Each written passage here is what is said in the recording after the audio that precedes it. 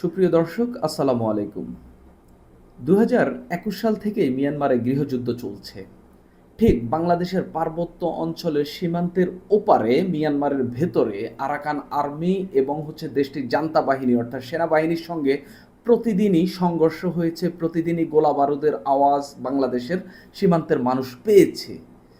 এই যে দীর্ঘ সময় ধরে দেশটিতে গৃহযুদ্ধ চলছে এবং বাংলাদেশের সীমান্ত ঘেঁষা এলাকাগুলোতেও যখন গৃহযুদ্ধ চলছিল তখন বাংলাদেশ এই যুদ্ধের কোনো পার্ট হয়নি, এই যুদ্ধের সঙ্গে জড়িয়ে যায়নি। গত ২০২১ সাল থেকে ২০২৫ সাল প্রায় ৫ বছরে বাংলাদেশ কিন্তু এই যুদ্ধের আম, সঙ্গে জড়িয়ে যায়নি এবং এটার সঙ্গে বাংলাদেশকে নিয়ে খুব বেশি বিতর্ক হয়নি। ২০১৭ সালে বাংলাদেশ রোহিঙ্গাদেরকে জায়গা দিয়েছিল, এরপরে তাদের সেখানে এই এই রাখাইন রাজ্যে যুদ্ধের কারণে আরও রোহিঙ্গা বিভিন্ন সময়ে আনঅথরাইজডলি বাংলাদেশে প্রবেশ করেছে। যেভাবেই হোক, যেহেতু সীমান্ত লাগোয়া ছিল, বাংলাদেশের বাহিনীদের দুর্বলতার কারণে হোক রোহিঙ্গা এরা এসেছে, কিন্তু কখনোই আমরা এই যুদ্ধের সঙ্গে জড়িয়ে যাইনি। এখন হঠাৎ করে একটা রিপোর্ট আমাদের সামনে এসেছে, যেটা আবার এই রাখাইনদের আম, যে গণমাধ্যম রয়েছে ইরাবতী, সেখানে প্রকাশ পেয়েছে। এখানে স্পষ্টত বাংলাদেশের বিরুদ্ধে, বাংলাদেশের বাহিনীর বিরুদ্ধে একটা অভিযোগ তোলা হচ্ছে। সেখানে বলা হচ্ছে যে বাংলাদেশের এই বাহিনীর কর্মকর্তাদের সহায়তায় রোহিঙ্গাদের দুইটা সংগঠন আরাকান রাজ্যে ঢুকে আরাকান আর্মির উপর হামলা চালাচ্ছে, এবং স্পষ্টত এটা বাংলাদেশের উপর গুরুতর একটা অভিযোগ তোলা হচ্ছে, এবং যেই অভিযোগের মধ্য দিয়ে তারা সীমান্তে বাংলাদেশের সঙ্গে এক ধরনের যুদ্ধ কিংবা এক ধরনের প্রতিরোধের নাম করে বাংলাদেশের দিকে গুলিও চালাইতে পারে। আমি এটা আমার অনুমান বা এক ধরনের শঙ্কার জায়গা থেকে বলছি। এটা যে বাস্তব হবে আমি সেটা বলছি না, তবে আরাকান আর্মি যে ভাষায় কথা বলছে সেই ভাষায় মনে হচ্ছে তারা সীমান্তে এইরকম একটা আর অভিযোগ আরও তুলে তুলে হয়তো বাংলাদেশের দিকে গুলি চালাবে। আমি বলছি না যে যুদ্ধ লেগে যাবে। আমাদের প্রধান উপদেষ্টা জাতিসংঘের যে অধিবেশন, সেখানে গিয়েও তিনি বলেছেন এই মিয়ানমারের সঙ্গে আমরা যুদ্ধ চাই না, আমরা শান্তি চাই। তিনি এসব কথাবার্তা বলেছেন। এর মাঝেই আমরা যখন ইরাবতীর এই নিউজটা দেখলাম, আরাকান আর্মির প্রধানের যখন আমরা এরকম একটা অভিযোগ দেখলাম, তখন আমাদের আসলে ভয় পাওয়া বা এদের সঙ্গে এখন মনে হচ্ছে যে একটা যুদ্ধ বেঁধে যাওয়া, কিংবা সীমান্ত এলাকাগুলোতে তাদেরকে নিয়ে আলাদাভাবে ভাবনা তৈরি হওয়া নতুন করে, কিংবা এই অভিযোগ তুলে যারা যদি বাংলাদেশের দিকে গুলি ছোড়ে, এটা নিয়ে নতুন করে একটা শঙ্কা কিংবা মানুষের মধ্যে একটা ভয় তৈরি হওয়ার মতো পরিস্থিতি তৈরি হয়েছে। দেখেন, আরাকান আর্মির প্রধান মানে সর্বাধিনায়ক কি বলছেন। আরাকান আর্মির আমি একটু পড়ি ইরাবতীতে কি নিউজটা তারা প্রকাশ করেছে, এবং আরাকান আর্মির সর্বাধিনায়ক মেজর জেনারেল তুন মিয়াত নাইন যে অভিযোগটা করেছেন, আমি সেই অভিযোগটা আপনাদের সামনে তুলে ধরছি। তিনি বলছেন, বাংলাদেশের সীমান্ত নিরাপত্তা বাহিনীর কিছু অংশ রোহিঙ্গা বিদ্রোহীদের আরাকান আর্মির ঘাঁটিতে সমন্বিত হামলায় সহায়তা করছে। অর্থাৎ সীমান্ত ঘেঁষা যে আরাকান আর্মির যে ঘাঁটি রয়েছে, সেগুলোতে এই যে রোহিঙ্গা বিদ্রোহীরা যে হামলা চালাচ্ছে, বা রোহিঙ্গা বিদ্রোহীরা যে মিয়ানমারে অনুপ্রবেশ ঘটিয়ে, তারা এটাকে অনুপ্রবেশ করছে বলছে, ঘটিয়ে যে সেখানে ঢুকে যে হামলা চালাচ্ছে, এখানে বাংলাদেশের সীমান্ত নিরাপত্তা বাহিনীর সহায়তা রয়েছে বা তারা সহায়তা করছে। তো ইরাবতীর যে সাক্ষাৎকার, সেখানে তিনি আরও বলেন, আরাকান রোহিঙ্গা স্যালভেশন আর্মি অর্থাৎ যেটাকে আরসা বলা হয়, এবং রোহিঙ্গা সলিডারিটি অর্গানাইজেশন যেটাকে আরএসও বলা হয়, এদের যোদ্ধারা অর্থাৎ এই দুইটা সংগঠন আরসা এবং আরএসও, এই দুইটা সংগঠনই রোহিঙ্গাদের সংগঠন। এরা বিদ্রোহী সংগঠন। এরা আমরা জানি তারা বাংলাদেশের রোহিঙ্গা ক্যাম্পে থেকেও তাদের কর্মকাণ্ড চলমান রয়েছে। রোহিঙ্গা ক্যাম্পে যে অস্থিরতা তৈরি হয়ে থাকে মাঝে মধ্যে, যে খুন খারাপি হয়ে থাকে, এগুলোর পেছনেও এদের দায় রয়েছে, এবং এই সংগঠনগুলো এখান থেকে সংগঠিত হওয়ার চেষ্টা করছে, এবং সংগঠিত হয়ে তারা আরাকান আর্মির উপর হামলা চালানোর চেষ্টা তো তাদের মধ্যে রয়েছে। কিন্তু ইরাবতীর যে সাক্ষাৎকার তুন মিয়াত 9 দিয়েছেন এবং সেখানে তিনি বলছেন যে হচ্ছে এটাতে বাংলাদেশের এই বাহিনীর সহায়তা রয়েছে এবং তারা বলছেন যে আরএসও এবং আরসার যোদ্ধারা 18ই সেপ্টেম্বর রাতে রাখাইন রাজ্যের উত্তর মুংড়ু টাউনশিপে একটি ঘাঁটিতে হামলা চালায়। এরপর তিনি বলছেন যে এই আরাকান আর্মির যিনি সর্বাধিনায়ক যিনি রয়েছেন তিনি বলছেন এই হামলা কিছু বাংলাদেশি কর্মকর্তার প্রত্যক্ষ সহায়তা হয়েছে, মানে তিনি বলার চেষ্টা করছেন এই হামলাটি বাংলাদেশের কিছু কর্মকর্তার প্রত্যক্ষ সহায়তায় হয়েছে, অর্থাৎ তারা সরাসরি সহায়তা করেছে, কোনো পরোক্ষ সহায়তার কথা তিনি বলছেন না। যখন এই মানে আরাকান আর্মির রাখাইন সেনা শাসনের হাত থেকে মুক্ত করা এলাকাগুলোতে শৃঙ্খলা পুনঃপ্রতিষ্ঠার চেষ্টা করছে, মানে আরাকান আর্মি বলার চেষ্টা করছে আমরা তো সেনাবাহিনীর থেকে এই এলাকাগুলো জান্তার হাত থেকে এই এলাকাগুলো নিয়ন্ত্রণে নিয়েছি, আমরা এখানে শৃঙ্খলা প্রতিষ্ঠার চেষ্টা করছি। তখন রোহিঙ্গা আর যে বিদ্রোহী গোষ্ঠীগুলো রয়েছে তাদেরকে বাংলাদেশ বাহিনীর সদস্যরা সহায়তা দিয়ে তারা হচ্ছে এই রোহিঙ্গা বিদ্রোহী গোষ্ঠীদেরকে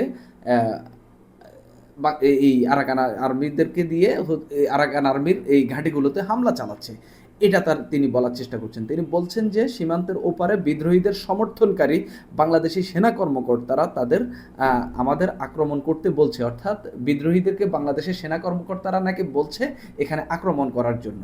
এটা একটা গেল। আগে এইসব বিদ্রোহী নেতাদের সঙ্গে মধ্যস্থতাকারীর এর মাধ্যমে যোগাযোগ হতো, কিন্তু এখন আমরা সরাসরি সমন্বয়ের বিশ্বাসযোগ্য তথ্য পেয়েছি। মানে আগে বলা হচ্ছে যে মধ্যস্থতাকারীরা আগে যোগাযোগ করতো, এখন সরাসরি সমন্বয় করছে এই মধ্যস্থতাকারীরা, অর্থাৎ যে মিয়ানমারের যে রোহিঙ্গা বিদ্রোহীরা যে রোহিঙ্গারা যে হামলা চালাচ্ছে এখানে সরাসরি মধ্যস্থতাকারী এবং সমন্বয়কারী হিসেবে বাংলাদেশি সেনারা এই সমন্বয় করছে বা বাংলাদেশি বাহিনীর সদস্যরা এই সমন্বয় করছে বলে আরাকান আর্মি তথ্য পেয়েছে। এখন আরাকান আর্মি তথ্য পেয়েছে কিংবা এরকম কথা বললে সে অভিযোগ যে সত্য হয়ে যাবে না সেটা আমি বলছি না, বা সেটাকে আমি এটাও মনে করছি না যে আমাদের বাহিনীর কোনো সদস্য এটাতে সহায়তা করছে কিংবা এরকম কর্মকাণ্ডে যুক্ত হয়েছে কিংবা আমাদের রাষ্ট্রীয়ভাবে এরকম কোনো কথাবার্তা আমাদের এই যুদ্ধে জড়ানোর কোনো পরিকল্পনা চলছে বলে আমি মনে করছি না। তবে যখন আরাকান আর্মি এই অভিযোগটা তুলবে তখন আপনার ধরে নিতে হবে তারা এই অভিযোগটা তুলে বাংলাদেশের দিকে একটা আঙুল তুলছে, এই আঙুল তোলার ফলে তারা হচ্ছে সেখান থেকে একটা পাল্টা আক্রমণ কিংবা পাল্টা একটা ব্যবস্থা নিতে পারে। এখন আমরা রোহিঙ্গা বাহিনীকে বা রোহিঙ্গার যে সশস্ত্র গোষ্ঠীগুলো রয়েছে যেমন আরএসও, এরা সবাই সশস্ত্র,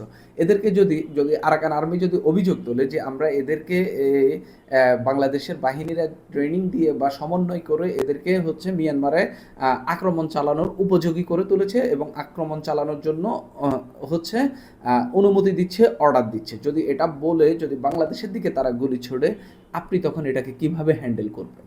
যুদ্ধটা কিন্তু এভাবেই বাধে আর কি। তো এই আরাকান আর্মির যে সর্বাধিনায়ক যিনি রয়েছেন তিনি আরও বলছেন যে হচ্ছে বাংলাদেশি কর্মকর্তারা মুসলিম বিদ্রোহীদের তাওনপিও এলাকায় যা বাংলাদেশি সীমান্তের কাছে অবস্থিত হামলার নির্দেশ দেয়। তিনি স্পষ্টত বলছেন যে বাংলাদেশের বাহিনীর সদস্যরা এই হামলার নির্দেশ দিয়েছে, আর যদি তা সম্ভব না হয় তবে তাওনপিওর উত্তরে এর অবস্থানগুলোতে মানে আরাকান আর্মির অবস্থানগুলোতে বা ঘাঁটিগুলোতে আক্রমণ চালাতে বলে। তারা বিদ্রোহীদের বলছে যে অস্ত্রই থাকুক না কেন আক্রমণ করতে হবে, তিনি যোগ করেন। এই বিষয়ে ইরাবতী হচ্ছে বাংলাদেশের যে দূতাবাস রয়েছে ইয়াঙ্গুনে সেখানে যোগাযোগ করে, আসলে কোনো সাড়া পায়নি। আরাকান আর্মি ইতিমধ্যেই হচ্ছে সীমান্তবর্তী বুথিডং মুংড়ু টাউনশিপ এগুলো দখলে নিয়েছে, এগুলো রাখাইনের অঞ্চল, এগুলো দখলে নিয়ে তারা বলার চেষ্টা করছে সেখানে তারা শান্তি শৃঙ্খলা প্রতিষ্ঠার চেষ্টা করছে। তারা হচ্ছে 19 সেপ্টেম্বর একটা বিবৃতিতে জানিয়েছে দীর্ঘ ও ছিদ্রযুক্ত সীমান্ত দিয়ে আরসা এবং আরএসও যোদ্ধারা মুংড়ুতে প্রবেশ করছে এবং সেখানে তারা অমুসলিম স্থানীয়দের হত্যা করছে এবং মুক্তিপণ আদায় করছে। তারা রাখাইনে ঢুকে সীমান্তে যাকেই পায় তাকেই হত্যা করছে, এরপর নিহতদের শরীরে আরাকান আর্মির পোশাক বা সরঞ্জাম পরিয়ে সামাজিক যোগাযোগ মাধ্যমে দাবি করছে তাদের সঙ্গে আরাকান আর্মির সংঘর্ষ হয়েছে এবং সেখানে তারা হচ্ছে নিহত হচ্ছে। অর্থাৎ আরাকান আর্মি বলার চেষ্টা করছে যে হচ্ছে আরসা এবং আরএসও ঢুকে যাকে পাচ্ছে তাকে হত্যা করছে, তারপরে তাকে আরাকান আর্মির পোশাক পরিয়ে বলা হচ্ছে যে তাদের সঙ্গে আরাকান আর্মির আরসা এবং আরএসওর সংঘর্ষ হয়েছে, সেখানে আরাকান আর্মির সেনারা নিহত হয়েছে। আসলে ব্যাপারটা সেটা না, তারা স্থানীয়দেরকে হত্যা করে এই কাণ্ডটি ঘটাচ্ছে, এটা আরাকান আর্মি বিবৃতি দিয়ে বলছে। আমরা বলছি না এটাই বাস্তব, আমরা মনে করছি না আমাদের কোনো বাহিনীর সদস্য এরকম কর্মকাণ্ডে লিপ্ত হয়েছে, কিন্তু কিছু সন্দেহ তো থেকেই যাচ্ছে। ডক্টর মোহাম্মদ ইউনূসের সরকার ক্ষমতায় আসার পর এখানে করিডোর দেওয়ার নিয়ে কথা হচ্ছিল, এখান থেকে হচ্ছে মিয়ানমারের যে যুদ্ধ চলছে সেখানে এক ধরনের আমেরিকা যে সেখানে ঢুকবে, সেটা বাংলাদেশের করিডোর ব্যবহার করে ঢোকার চেষ্টা চলছে, এরকম আলাপ, এরকম গুজব কিংবা এরকম আলোচনা কিংবা এরকম অভিযোগ, এরকম শঙ্কার কথা তো আমরা এখানে শুনেছি, এরকম কথা তো এখানে উঠে এসেছে। সেই জায়গা থেকে যখন আরাকান আর্মি যখন বাংলাদেশের এই